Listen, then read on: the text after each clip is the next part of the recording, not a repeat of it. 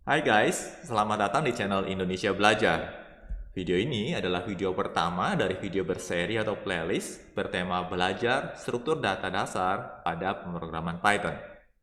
Dalam video kali ini, kita akan mempelajari salah satu struktur data dasar yang dimiliki oleh Python, yaitu list. List termasuk struktur data dasar dalam pemrograman Python yang paling sering ditemui dan merupakan salah satu struktur data favorit di kalangan programmer Python. List termasuk ke dalam collection data type. Artinya, list dapat digunakan untuk menampung sekumpulan nilai atau data. Secara notasi penulisan, kumpulan nilai atau data yang ditampung oleh sebuah list akan ditempatkan di dalam penanda kurung siku. Nah, untuk lebih jelasnya, berikut akan saya demokan dengan teks editor favorit saya, yaitu Vim. Vim belajar.py. Nah, di sini saya menggunakan atau saya membuat sebuah file teks baru bernama belajar.py yang saya buka dengan Vim sebagai teks editor. Kalian dapat menggunakan teks editor favorit kalian masing-masing.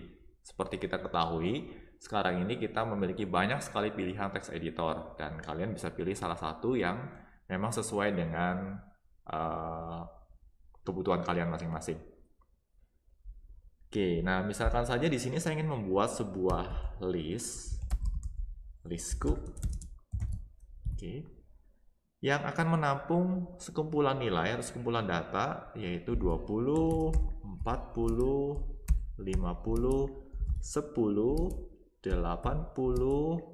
50 lagi, 30, 40, dan 70.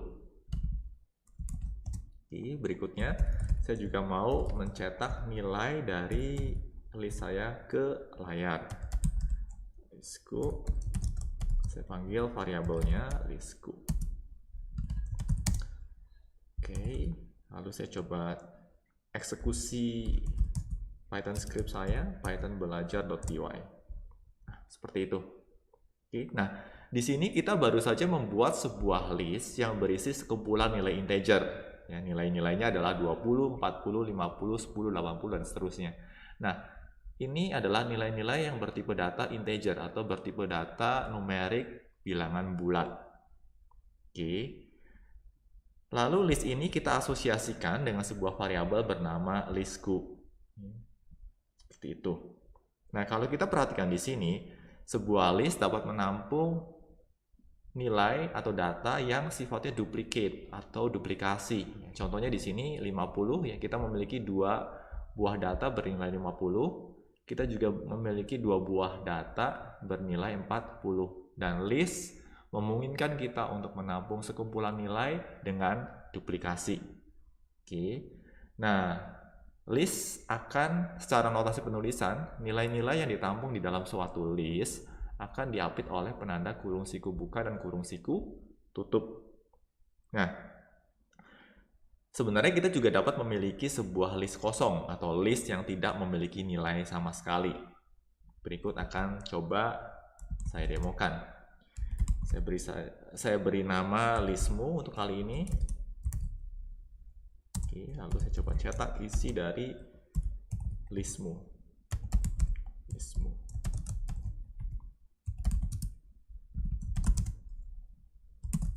Saya coba eksekusi ulang Python script saya. Seperti itu.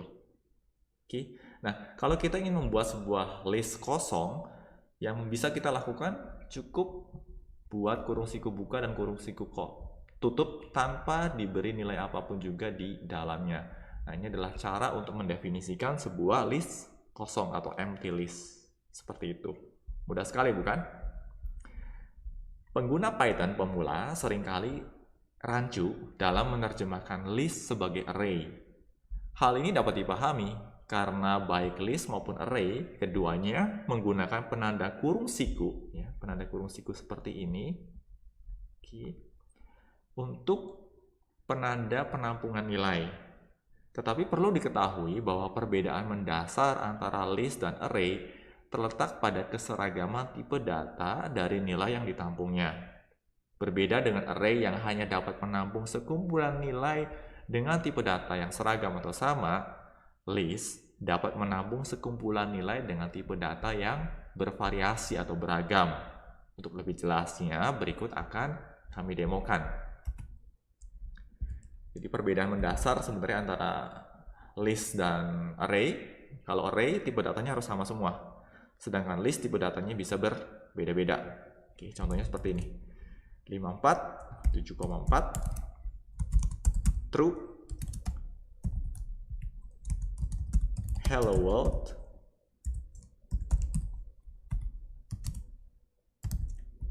list yang lain 10, ABC. Saya save, lalu saya coba eksekusi ulang Python script saya. Seperti itu. Oke. Nah, di sini dapat kita lihat bahwa list yang kita miliki atau listmu sekarang ini menampung sekumpulan nilai dengan tipe data yang berbeda-beda. Ya, di sini ada tipe data integer, tipe data floating point, tipe data boolean, tipe data string. Bahkan suatu list dapat menampung list yang lain. Ya, di sini listmu menampung list lain yang di dalamnya menampung dua buah nilai, yaitu 10 dan string ABC. Menarik sekali, bukan? Yuk kita lanjut pembahasan kita tentang list. List juga termasuk ke dalam sequence data type. Artinya artinya nilai yang tersimpan di dalam sebuah list dapat diakses berdasarkan urutan penyimpanannya. Di sini nilai yang tersimpan di dalam list dapat diakses dengan memanfaatkan indeks. Nah, seperti umumnya indeks pada bahasa pemrograman lain, indeks pada Python list juga dimulai dari 0. Artinya, untuk mengakses nilai atau data ketiga, kita dapat menggunakan indeks 2. Nah, misalkan di sini saya mau mengakses data ketiga.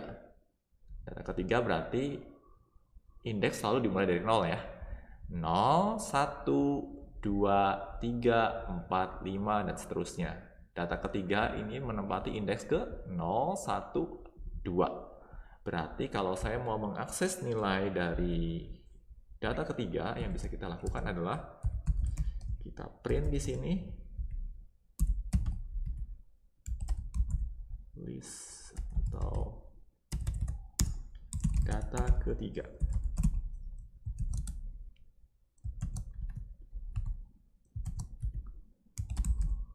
Listku indeks kedua, seperti itu.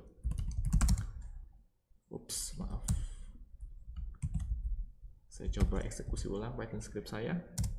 Nah, seperti itu.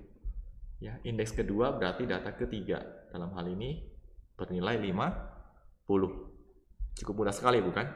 Ya, saya rasa ini tidak sulit karena mekanisme yang sama juga dapat kita lakukan pada array. Nah, yang berbeda adalah dalam bahasa pemrograman pada umumnya, indeks selalu bernilai positif, di mana nilai paling kecilnya 0 dan bilangan-bilangan positif. Tetapi Python mengenal negatif indeks atau indeks dengan nilai lebih kecil dari 0. Untuk lebih jelasnya berikut akan saya demokan.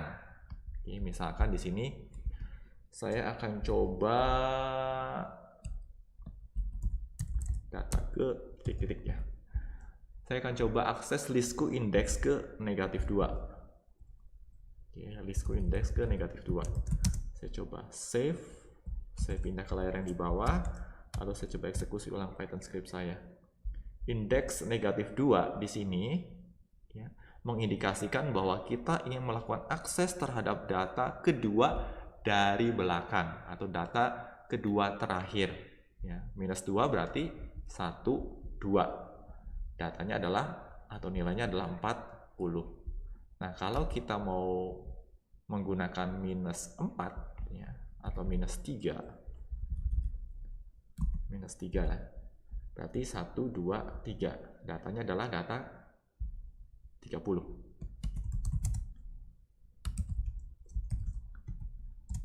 Seperti itu.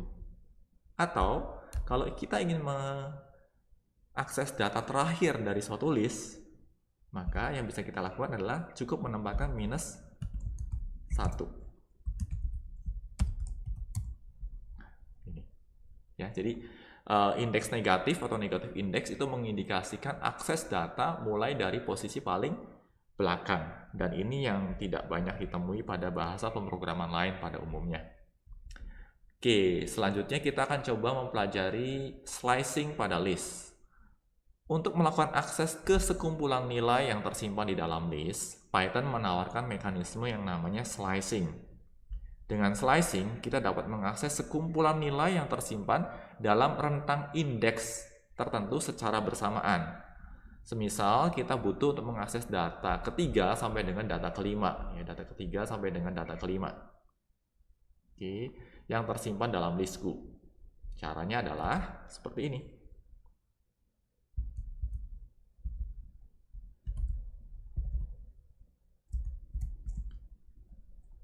Agar tidak rancu, ini saya coba ubah dulu saja ya.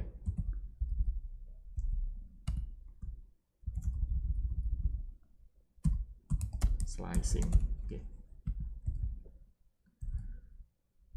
Data ketiga berarti dimulai dari indeks 2.25. Oke, saya save dulu. Lalu saya coba eksekusi ulang. Seperti itu, ya. 2.25 ini berarti kita ingin melakukan slicing dari atau mulai dari data pada indeks kedua sampai dengan indeks kelima. Indeks kedua 012 yaitu 50 sampai dengan indeks kelima 0, 1, 2, 3, 4, 5. Nah, mungkin kalian mulai bertanya-tanya nih, kok nilai 50-nya tidak disertakan? Ya. Nah, berikut penjelasannya. Oke, nah, slicing memiliki 3 buah parameter yang dipisahkan dengan karakter titik 2. Tetapi untuk saat ini kita akan coba fokus pada 2 parameter pertama terlebih dahulu. Ya, parameter slicing dipisahkan oleh penanda titik 2. Parameter pertama mengindikasikan start index. Dalam hal ini adalah 2 atau indeks awal yang disertakan. Untuk kasus ini, 2 mengindikasikan bahwa kita akan melakukan slicing mulai dari indeks kedua. Ya, mulai indeks kedua 0, 1, 2 berarti mulai dari sini. Oke. Sedangkan parameter kedua mengindikasikan n index. 5 ini mengindikasikan n index atau indeks pembatas yang tidak akan disertakan. Untuk kasus kita kali ini, 5 mengindikasikan indeks pembatas dari proses slicing yang dilakukan. Yang perlu diperhatikan di sini adalah nilai dari indeks kelima tidak turut disertakan dalam proses slicing. Indeks kelimanya adalah 0, 1, 2, 3, 4, 5 ini. Oke, tetapi indeks kelima atau n index itu tidak disertakan dalam proses slicing dan hanya digunakan sebagai indeks pembatas saja. Artinya, kalau kita menggunakan listku slicing pada 2.25, artinya kita mulai melakukan slicing dari sini sampai dengan ini. Oke, seperti itu. Nah, Python juga menawarkan fasilitas berupa blank parameter atau parameter kosong. Blank parameter bisa diterapkan pada start index. Blank parameter bila diterapkan pada start index mengindikasikan bahwa kita akan melakukan slicing mulai dari data pertama. Oke, saya coba demokan ya. Blank parameter berarti atau parameter kosong berarti nilai parameternya kosong. Kalau kita melakukan hal seperti ini, listku 0.25 artinya start indeksnya adalah blank. Ya. Start indeksnya adalah blank. Kita coba eksekusi di sini. Ya. Start index yang blank mengindikasikan bahwa kita ingin melakukan slicing mulai dari data paling depan atau data pertama. Titik 25 berarti n indeksnya adalah 5. 0, 1, 2, 3, 4, 5. Artinya kita akan melakukan slicing mulai dari indeks ke 0 sampai dengan ini. Ya, di mana indeks kelimanya tidak disertakan. Berarti nilai yang didapatkan di sini adalah 20, 40, 50, 10, dan 80. Nah, sedangkan blank parameter atau parameter kosong yang diterapkan pada n index mengindikasikan bahwa kita akan melakukan slicing sampai dengan data terakhir. Ya. Oke, saya coba demokan ya di sini. Sekarang gantian nih, n indeksnya yang blank, tetapi start indeksnya saya beri nilai 4 misalkan saja. Start indeksnya 4, end indeksnya blank. Berarti kita mau melakukan slicing mulai dari indeks keempat sampai dengan indeks terakhir.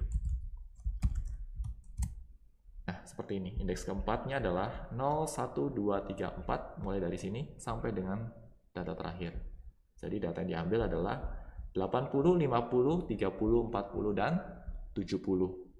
Seperti itu. Mudah sekali bukan? Nah, selanjutnya kita coba memahami parameter ketiga. Parameter ketiga pada slicing bersifat opsional, artinya bisa disertakan ataupun tidak.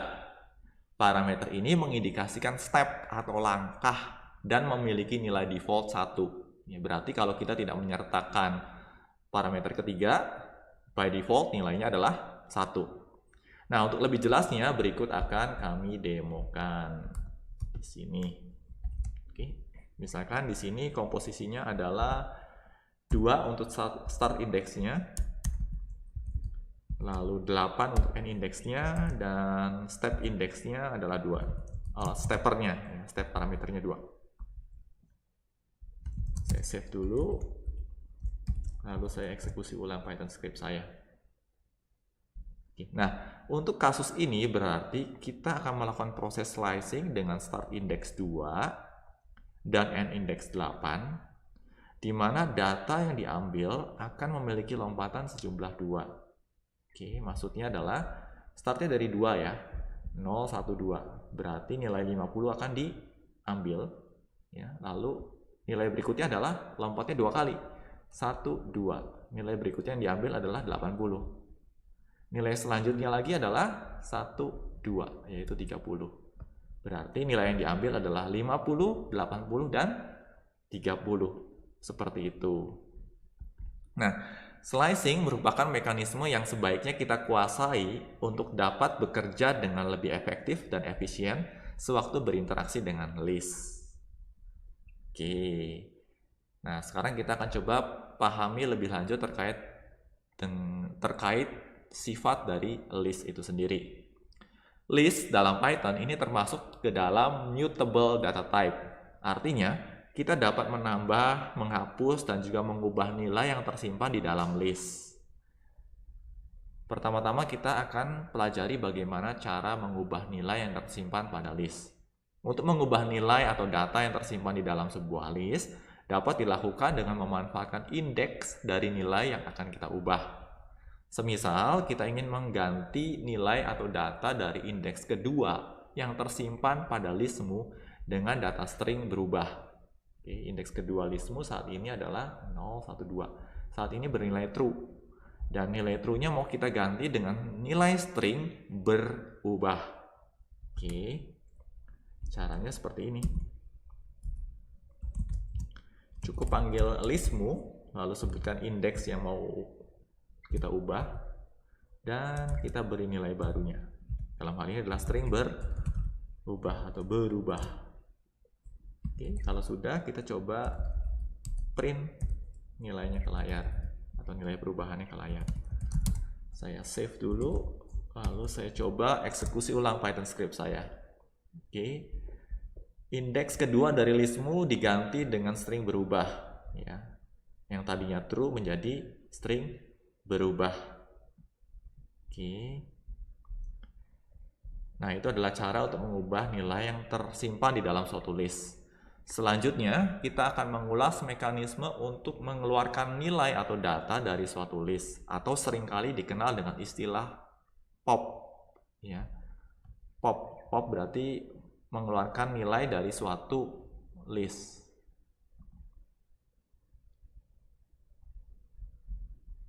Oke, mungkin ada baiknya saya jelaskan dulu proses menambah nilainya ya. Oke, maaf. Oke, proses penambahan nilai atau data pada list dikenal sebagai append. Jadi saya mau jelaskan append dulu sebelum saya jelaskan pop. Oke, penambahan data pada list dikenal dengan istilah append. Nah, nilai atau data baru yang ditambahkan akan selalu ditempatkan pada posisi paling akhir dari list. Untuk lebih jelasnya, berikut akan saya demokan. Oke, misalkan saja saya mau menambah data baru pada listmu.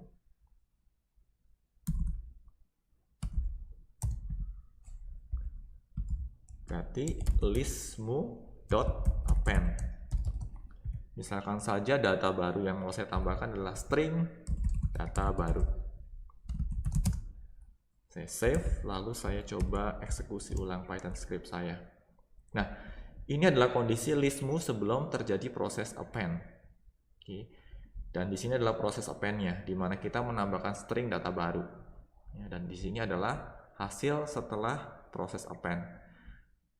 Yang perlu kita perhatikan di sini adalah penambahan data baru pada list selalu akan menempati posisi paling belakang.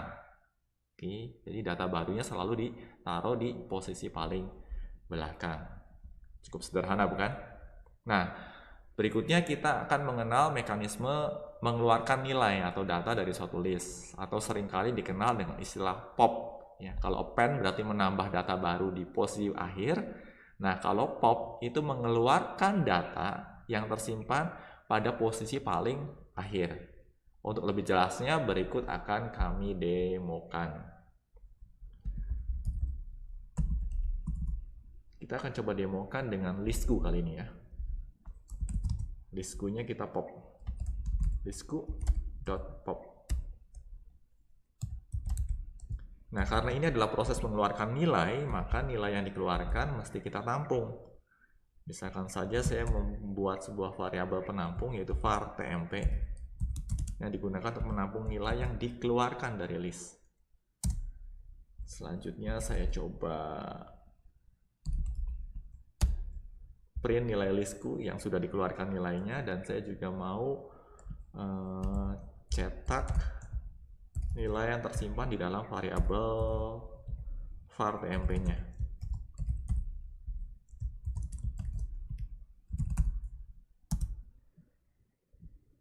Nah, seperti ini.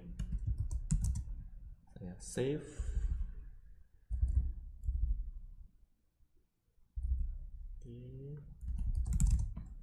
Oops. Dan saya coba running ulang Python script saya. Seperti itu. Oke. Pop, seperti saya jelaskan sebelumnya, pop akan mengeluarkan nilai tertentu dari suatu list, di mana nilai yang dikeluarkan selalu berada pada posisi paling akhir. Di sini posisi listku sebelum proses pop, dan di sini adalah kondisi listku setelah proses pop. Popping akan selalu mengeluarkan nilai yang berada pada posisi paling belakang. Ya. Listku pop, nilai yang dikeluarkan akan ditampung ke dalam variabel var tmp, dan nilai dari var tmp-nya adalah 70 sekarang. Oke, seperti itu. Nah, berikutnya adalah menghapus nilai atau data dari suatu list. Untuk menghapus suatu nilai atau data yang tersimpan di dalam sebuah list, kita dapat memanfaatkan metode remove. Misalkan kita ingin menghapus nilai 50 dari listku, maka kita dapat memanggil metode remove dengan melewatkan 50 sebagai parameternya. Ya, berikut akan saya demokan. Oke, di sini bukan pop, tetapi kita akan melakukan operasi remove. Listku.remove, ya, dan nilai yang mau kita remove adalah 50. Saya save, lalu saya coba eksekusi ulang Python script saya. Oke, ini nih kondisi listku sebelum proses remove 50, ini setelah proses remove 50. Nah, kalau kita perhatikan di sini, ya, nilai 50 yang akan dihapus atau yang akan di-remove adalah nilai 50 yang pertama kali ditemui. Dengan proses pencarian dimulai dari indeks terkecil atau dari depan. Ya, di sini berarti nilai 50 yang dibuang atau di-remove adalah nilai 50 yang ini, bukan nilai 50 yang di sini. Ini karena proses pencariannya dimulai dari depan. Begitu ketemu 50, 50 yang ini yang dibuang, bukan 50 yang ada di sini. Seperti itu. Oke, nah selanjutnya kita juga perlu tahu bahwa Python juga menawarkan mekanisme yang sangat sederhana untuk melakukan proses penggabungan list atau biasa dikenal dengan istilah list concatenation. Semisal saja di sini kita ingin menggabungkan listku dan listmu, di mana hasil penggabungannya akan kita tampung ke dalam variabel list gabung. Oke, saya demokan ya di sini. Saya buat variabel baru yaitu list underscore gabung, di mana list gabung merupakan hasil penggabungan dari listku digabungkan dengan listmu. Berikutnya saya coba cetak nilai dari list gabung ke layar. Hasil penggabungan. List underscore gabung. Saya coba running ulang Python script saya, dan ini adalah hasil penggabungannya. Oke, jadi cukup mudah ya. Untuk menggabungkan dua buah list, kita cukup menggunakan tanda plus. Yang perlu diperhatikan adalah di sini listku digabungkan dengan listmu, berarti posisi listkunya di depan, lalu listmunya akan mengikuti di posisi belakang. Nah, tetapi kalau kita menggabungkannya dengan cara yang berbeda, ya, misalkan seperti ini.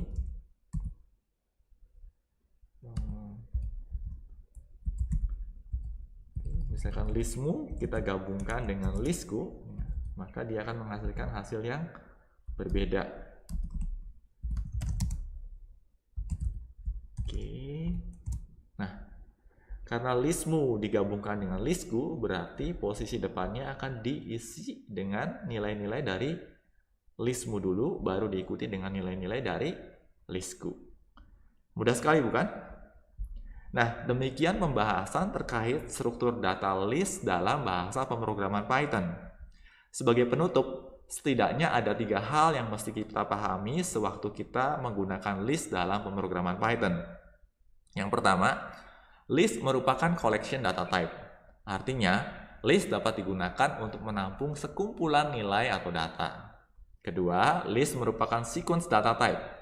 Artinya, nilai atau data yang tersimpan di dalam list dapat diakses berdasarkan urutan penyimpanannya. Dalam hal ini, kita dapat memanfaatkan indeks. Ketiga, list merupakan mutable data type. Artinya, kita dapat mengubah, menambah, ataupun menghapus nilai yang ditampung di dalam sebuah list. Semoga pembahasan dalam video ini dapat meningkatkan efektivitas dan efisiensi kita dalam bekerja dengan Python. Pastikan juga untuk terus mengikuti ulasan terkait struktur data lainnya di channel ini. Bila mana ada pertanyaan terkait materi yang dibahas dalam video ini, kalian juga dapat menuliskan pertanyaan kalian pada kolom komentar di bawah ini. Kami akan selalu berusaha merespons setiap pertanyaan yang kalian ajukan. Oke guys, semoga video ini bermanfaat bagi kita semua. Jangan lupa untuk komen, like, share, dan subscribe, karena ini akan menjadi motivasi bagi kami untuk terus menghasilkan materi pembelajaran berkualitas. Salam Indonesia Belajar, banyak belajar biar bisa bantu banyak orang.